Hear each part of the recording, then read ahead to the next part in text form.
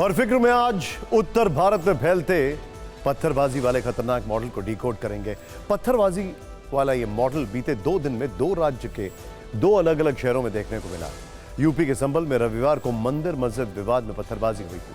नकाब पहने कम उम्र के कई लड़कों ने पुलिस वालों पर मस्जिद के बाहर पत्थरबाजी की थी। पत्थरबाजी वाली यह थ्योरी संभल हिंसा की एफआईआर में डिकोड हो चुकी है और नए खुलासे के बाद चर्चा तेज है कि क्या संभल में कश्मीर मॉडल की तर्ज पर पत्थरबाजी की प्लानिंग रची गई। उदयपुर में शाही परिवार का झगड़ा कल रात सड़कों पर आ गया। ये यहां पर जूम इन होता हुआ महाराणा प्रताप के वंशजों में आपस में ऐसी पत्थरबाजी हुई कि पूरा देश हतप्रभ हो गया। यहां पत्थरबाजी का कारण क्या था, विरासत को लेकर यह कैसी लड़ाई है, इस खबर ने भी फिक्र बढ़ा दी है। लेकिन शुरुआत संभल से करते हैं, जहां फिक्र के लेंस से देखने पर पता चलता है कि उपद्रवियों ने मस्जिद का सर्वे करने वाली टीम के साथ आए पुलिस वालों को जिंदा जला देने और मार डालने की खूनी साजिश रची थी। संभल में मंदिर मस्जिद विवाद में अब तक 8 एफआईआर दर्ज हो चुकी हैं। यहां हुई पत्थरबाजी को डिकोड करने के लिए एफआईआर वाली इन्हीं फाइलों को खोलना होगा, क्योंकि तभी आप ये जान पाएंगे कि रविवार को जामा मस्जिद के बाहर जमा की गई सैकड़ों की भीड़ पुलिस वालों के विरुद्ध कैसे उन्मादी होती चली गई। कश्मीर मॉडल की तर्ज पर पत्थरबाजी करते हुए कैसे उन पुलिस वालों के खून की प्यासी हो गई है भीड़, हम ये खुलासा दिखाएंगे। लेकिन उससे पहले इस वक्त की सुपर एक्सक्लूसिव तस्वीर। संभल हिंसा पर पहली बार नकाबपोश गोलीबाजों की तस्वीरें सामने आई हैं। जरा ध्यान से देखिएगा, ये एक्सक्लूसिव वीडियो है। इन तस्वीरों को देखिए।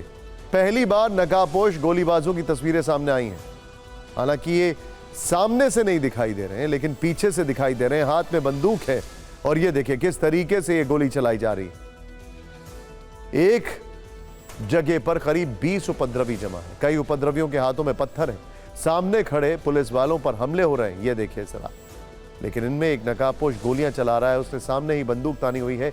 यानी अब यह साफ है कि कई उपद्रवी हथियारों से लैस थे और वो गोलियां चला रहे थे। खैर, ध्यान से देखिए आप इस तस्वीर को। लेकिन अब बात करते हैं इस एफआईआर की। एफआईआर में इस भीड़ पर जो चीजें कही गई हैं, दर्ज की गई हैं, वो डराने वाली हैं।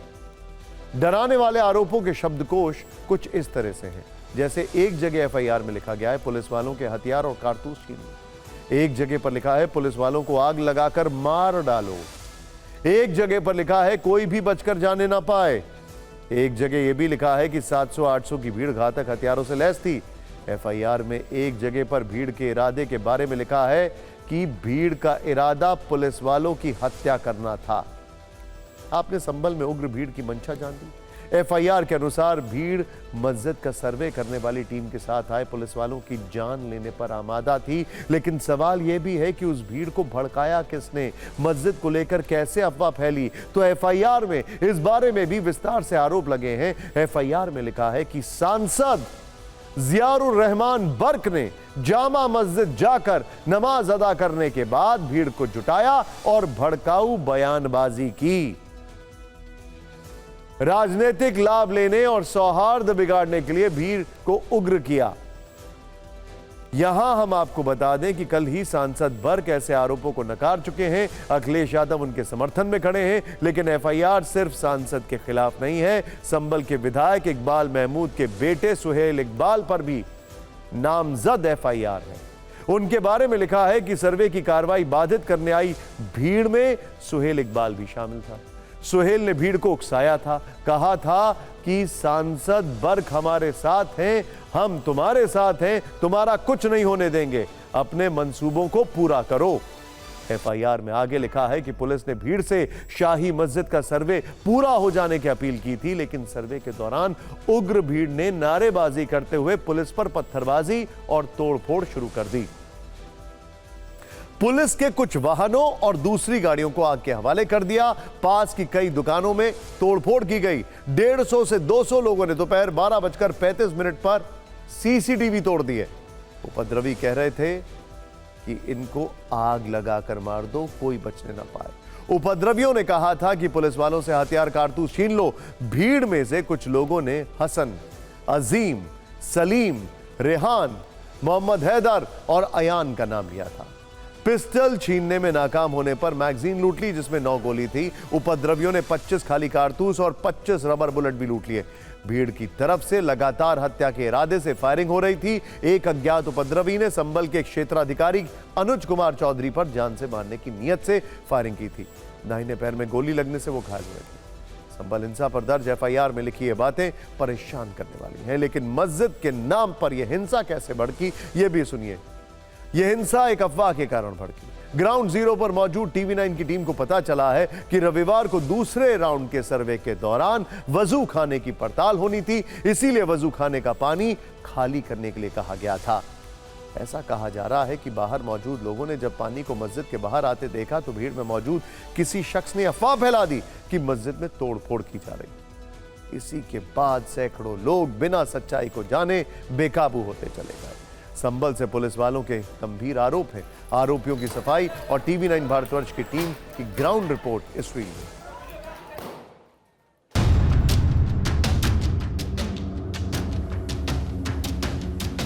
संभल हिंसा के मामले में टीवी9 भारतवर्ष के हाथ एक्सक्लूसिव एफआईआर नंबर 2 लगी है। इसमें पूरे मामले में 7 एफआईआर दर्ज की गई हैं और जो एफआईआर दर्ज की गई हैं उसमें सांसद शफीकुर रहमान बर्क सबसे पहले नंबर पे हैं, यानी उनके खिलाफ नामजद एफआईआर की गई है। यानी कि आरोपी नंबर 1 जो है वो सांसद शफीकुर रहमान बर्क हैं। इसके अलावा जो और नाम हमारे सामने आए हैं उनमें गुलबदीन, सुल्तान, हसन, मुन्ना, फैजान, समद और इनके साथ सैकड़ों अज्ञात लोगों के नाम भी शामिल है।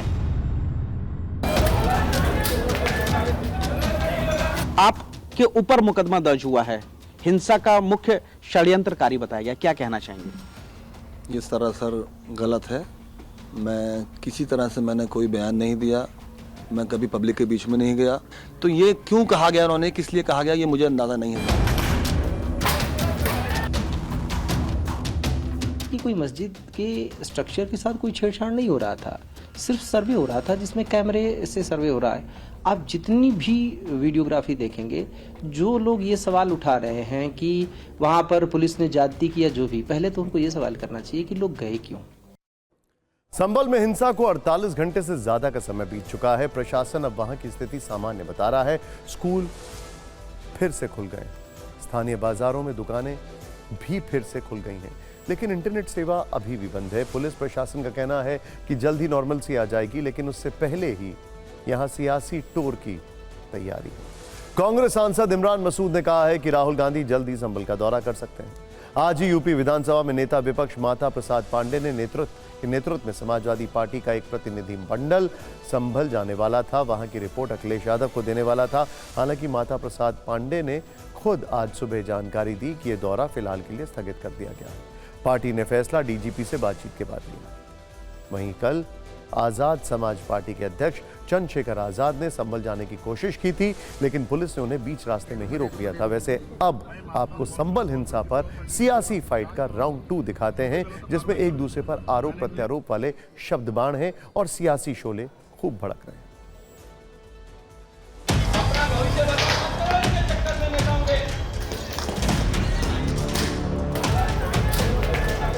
जहाँ जाने चली गई और न्याय नहीं मिल रहा है, तमाम हजारों लोगों को झूठे मुकदमे में फंसाया जा रहा है। वहाँ के सांसद, वहाँ के विधायक और उनके पुत्र पर झूठे मुकदमे लगाए रहे हैं। इन लोगों का, समाजवादी पार्टी के लोगों का बड़ा दंगा कराने का जो एजेंडा था, वो हमारी सरकार की पुलिस प्रशासन के सजगता के कारण ये उसमें सफल नहीं हो पाए।